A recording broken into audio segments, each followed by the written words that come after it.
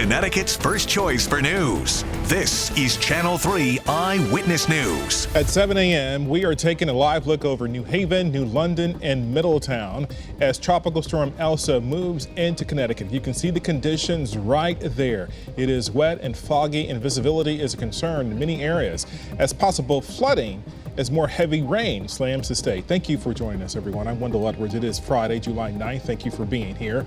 We have team coverage to get you the very latest update and the very latest information on this storm. So this is right to meteorologist Mark Dixon and Melissa Cole. We start with Melissa. Melissa. Hi there, Wendell. Yes, good morning, everybody. We are tracking some very heavy rain moving across the state right now as these tropical rain bands have been moving up from Long Island Sound right over Connecticut.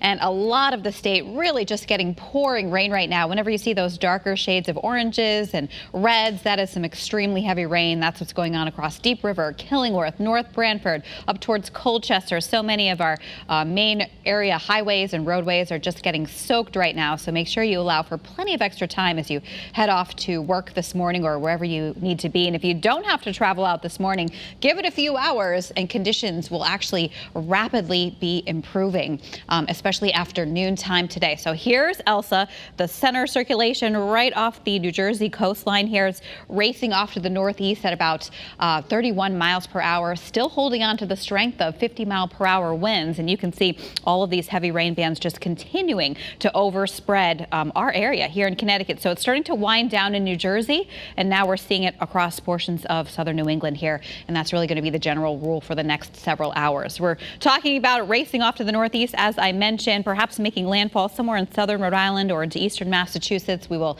certainly keep you updated, but this is 2 o'clock in the afternoon, already far away from Connecticut and continuing to race off to the north and east after that. So we'll actually see improving conditions as we go through the afternoon time.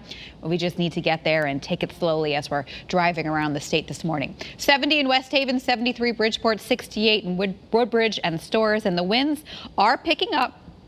Bridgeport reporting a gust of 20 miles per hour, and in West Haven a gust of 24 miles an hour. And we will notice that the winds will be strongest along the shoreline. You can see here sustained winds anywhere from about 5 to 15 miles per hour, but even Groton's seeing a sustained wind at this hour of 17 miles per hour. And that's where we have the tropical storm warning, coastal Connecticut, New London County. That's where we're expecting some of the strongest winds. And so we're looking at wind gusts anywhere from about 30 to 40, maybe 45 miles per hour.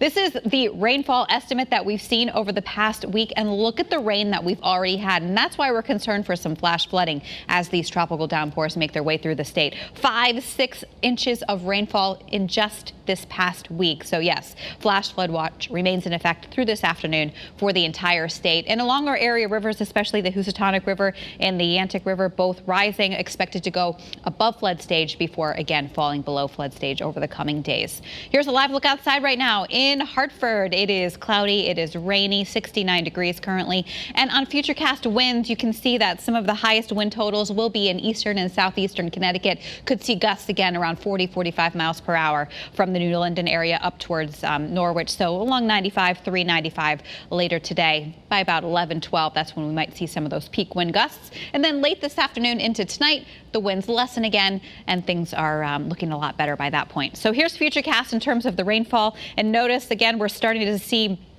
all of that heavy rain already moving on in. So we're kind of in the peak of the storm now until about noontime. And then after that, we're going to see a very sharp cutoff with the precipitation as the storm pulls off to the north and east. Hopefully we'll see some breaks of sunshine as we go through the afternoon and early evening time. But then another disturbance slides on through here late tonight after the sun sets, and that could spark off some showers, even some isolated thunderstorms. So we'll keep you posted on that later on tonight. And then as we head towards tomorrow, partly sunny skies with some pop-up variety showers, maybe a rumble of thunder tomorrow afternoon, but it looks like a lot of the day will actually be dry.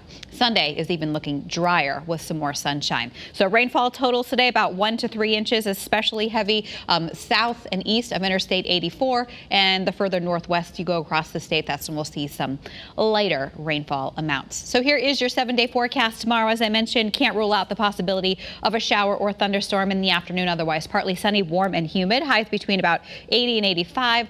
Sunday, I think we're going to get away with maybe a dry day, mostly partly sunny skies, highs around 85 inland, 82 at the shore.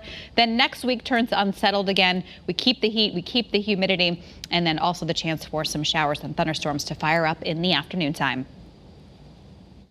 Right now, rain is slamming parts of the shoreline, and wind could be an issue later this morning. Let's get out to Channel 3 Eyewitness News reporter Roger Suzanen, who's been drenched all morning. He's now live in Old Saybrook with the storm's impact there. Roger, what are you seeing?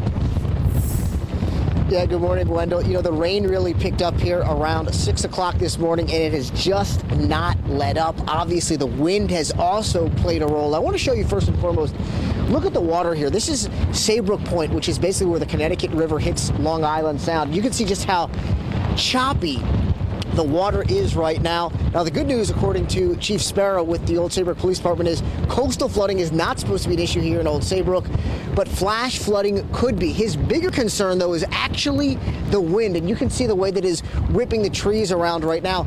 The reason he's so concerned about the wind is, of course, rain plus significant wind can lead to power outages here in Old Saybrook, where more than 50% of the people are on well water. No power means no water. So he's asking residents here to have a to-go kit ready to go just in case they do lose their electricity. He's also asking that they keep their COVID-19 vaccination card as part of that that to-go kit. So again, in a few hours, if you can wait this storm out a little bit, your best bet is to do that, because obviously it is very nasty here no matter where you go, basically along the shoreline. Reporting live at Saybrook Point in Old Saybrook, I'm Roger Suzanen, Channel 3 Eyewitness News. Roger, thank you. Remember, you can download the Channel 3 app and get any kind of updates anytime, particularly on the weather. You can send us videos too of what it looks like in your neighborhood, as we all will have to deal with the rain today. You can also stream us live for the latest information if you lose power in this storm. We thank you for tuning in to Eyewitness News. Remember, news and weather updates anytime, again, on the Channel 3 app. Have a great Friday and stay safe.